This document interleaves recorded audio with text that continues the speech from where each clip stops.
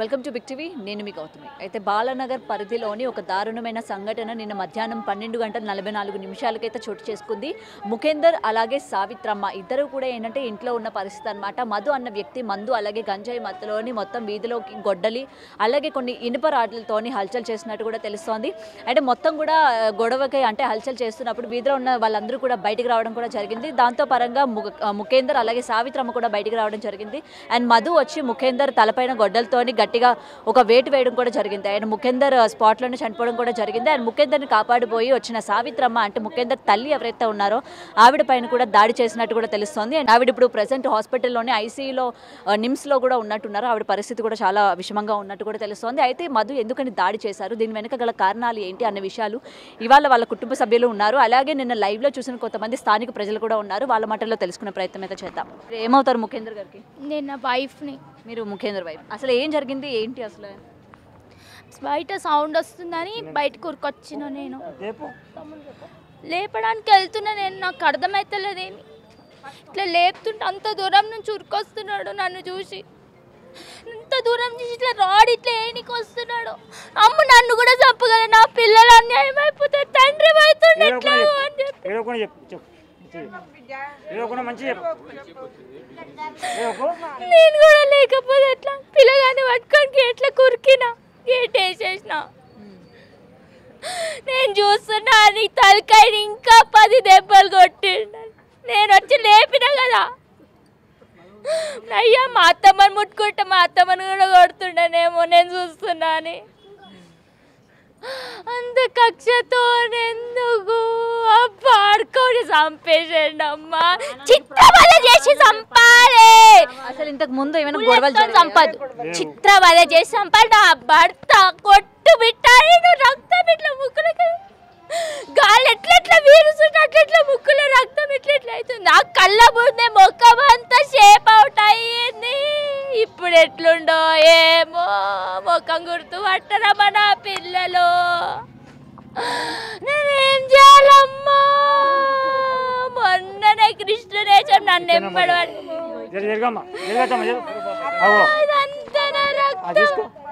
నా భర్త రక్తం మా అత్త రక్తం ఆ మోరీలకు పోతుందా? నా భర్త రక్తం ఆ మోరీలకు పోతుంటే ఖుషి అవుతున్నాడు. ఆడు ఖుషిగా ఇంకింత కొడుతుండు. మరి ఎవరు కూడా ఆపే ప్రయత్నం చేయలేదా అతన్ని పట్టుకోవడం కానీ? ఎవరు మేడం నాకు ఫోన్ చేసింది, మమ్మీ ముఖేందర్ అత్తమ్మ నాకు కొడుతున్నాడు అంటుండు కానీ వాని పేరు చెప్తలేదు మేడం.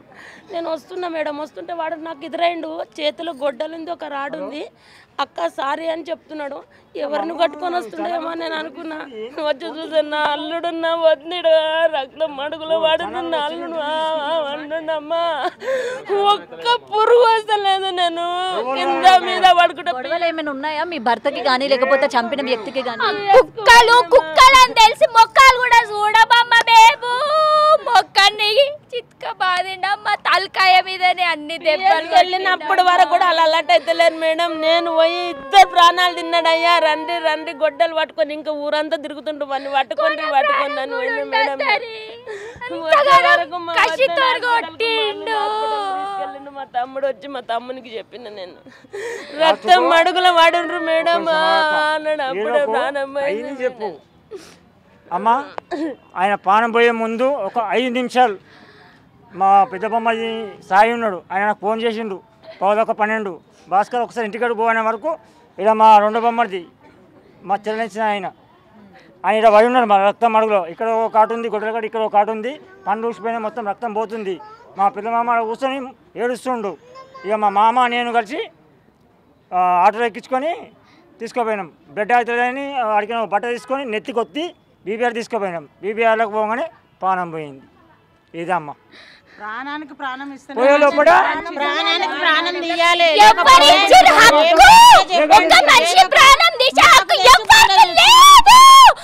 దేవుడికి కూడా లేదమ్మా. అతను తెచ్చి నిలబెట్టండి మాకు. రాత్రి పోలీసు కూడా మాట్లాడినా ఆయన మీరు లోపల సేఫ్టీగా పెట్టి రాదు, బయటకన్నా వదలాలి లేదా చూడనే చేయాలి. అమ్మా నేను డైరెక్ట్ ఇస్తున్నాను. శవాన్ని ఇగో మాత్రమే చూడమ్మా రాత్రంతా నిద్రపోలే మా డాడీ రక్తం అన్నాడు మేడం. హనుమంతుడి శాతం డైరెక్ట్ ఇచ్చాను ఆయన. లోపలికి పోయితే 100కి 108కి ఫోన్ చేస్తుంటే లోపల డాడీ చచ్చిపోయినా మమ్మీ అని అడుగుతున్నా చిన్న పిల్లగాడు రక్తం రక్తం అయింది కదా డాడీ ఆడు కొడుతుండు కదా మమ్మీ చచ్చిపోయినా అని అడుగుతున్నా ఆయనని లోపల పెట్టి సెట్ చేసుడు కాదు ఇంత చేసినందుకు ఆయన బయటకు వదలాలి లేదా స్టూడియోలో వేసేయాలి. తేవాలే, తెచ్చి ఇక్కడ పెడితేనే మంచిది. ఇక్కడ పెడితేనే మేము శవాన్ని తీస్తాం. లేకపోతే తీయం. మేము ఎన్ని రోజులైనా సరే ఇక్కడే పెట్టుకొని ఉంటాం. మేము శవాన్ని పెట్టుకొని ఇక్కడనే ఉంటాం. వాళ్ళ మమ్మీ ఏమన్నది, వాళ్ళ మమ్మీని కూడా కొట్టిండు. వాళ్ళ మమ్మీ కూడా సాగు బతుకున్నది. వాళ్ళ మమ్మీ వాళ్ళ మమ్మీ కూడా కూర్చొని చూస్తుంది. పక్కిల్లేనా పక్కనిల్లేనా ఇచ్చింది వాళ్ళ మమ్మీ వాళ్ళకి తెలిసి చేసింది.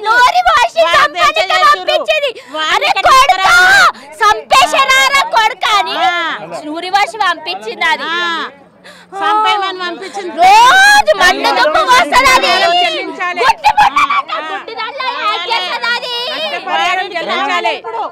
మిమ్మల్ని వేడుకునేది ఏంటంటే ఒక నిమిషం ఆగదు. మంచుకుంటది. మిమ్మల్ని ఒకటే వేడుకుంటున్నాము, మీకు కాల్మకొండ ముక్త వాడిని మాత్రం లైవ్ గా బయటికి తీసుకురావాలి. పోలీసు వాళ్ళకు కూడా భార్యలు పిల్లలు ఉన్నారు, అందరు ఉన్నారు. వాళ్ళకు కూడా అట్లా జరుగుతుంది. రేపు పొద్దుగల రేపు వాళ్ళకు కూడా అట్లా ఉంటది. వాళ్ళకి అదే న్యాయమా, మాకు ఇదే న్యాయమా? మా న్యాయము వాళ్ళకు కూడా జరుగుతుంది, వాళ్ళ న్యాయం మాకు కూడా జరగాలి. కానీ ఒకటి ఇప్పుడు ఇంత దారుణంగా చంపాడు కదా, కానీ గతంలోని ఏమైనా వీళ్ళిద్దరు బయట గొడవ పడ్డం లేకపోతే కుటుంబాలు ఏం లేవు. రోజు ఉంటారు కానీ మా కాకయ్య మన్మడాడు మాది మా నాయన ఆస్తి గొడవలు ఏమైనా ఉన్నాయి? ఆస్తి గొడవలు ఏం లేదు. వాళ్ళకే మాది మాకే. వాళ్ళ అమ్మ అన్ని నూరిపోస్తుంది కొడుకులకు, కొట్టుర్రా సంపుర్రా తాగి అని బాగా ఏం లేదు. మా బిడ్డకు నష్టపరిహారం చెల్లాలి, సీఎం గవర్నమెంట్ కొలు ఎలా మొగడు ఏం పని చేసి రాజకీయంలో తిరుగుతుండే ఆయన అంతే. నా కొడుకు ఉన్నాడు, నా కొడుకు నేను చెప్తానే నా కొడుకు తెలుస్తుంది, లేకపోతే తెలియదు. అమ్మగారు ఎక్కడున్నారు? తెలియదు. తీసుకుపోయినా నిన్ననే పోలీస్ స్టేషన్లో పెట్టిండ్రు, పోలీస్ స్టేషన్లోనే ఉన్నారు. పోలీస్ స్టేషన్లో పెట్టిర్రు. ఇప్పుడు గంజాయి తాగిన భరోసా లేదు. భరోసా లేదు. ఇప్పుడు ఆమె చావు మట్లో కొట్టుకుంటున్నాం. ఉన్నదా కూడా తెలియదు. డాక్టర్లు ఉన్నది అంటారు కానీ లేదు. చూస్తాం మేము నలుగురు అన్నదమ్ములు నా బిడ్డకు న్యాయం జరగాలి, నా కూతురు న్యాయం జరగాలి. మీరేమవుతారండి? కొడుకు రాడుతో కొడుతుంటే తల్లాడ నిలబడ్డది. అడ్డం నిలబడితే వచ్చి తల్లి ముఖం చూసన్నా వాళ్ళని ఆపుతుండే. 10 ఏళ్ళు కూడా కాలే పెళ్ళి అయ్యి డిగ్రీలో చేసినాం పెళ్ళి పిల్లకు.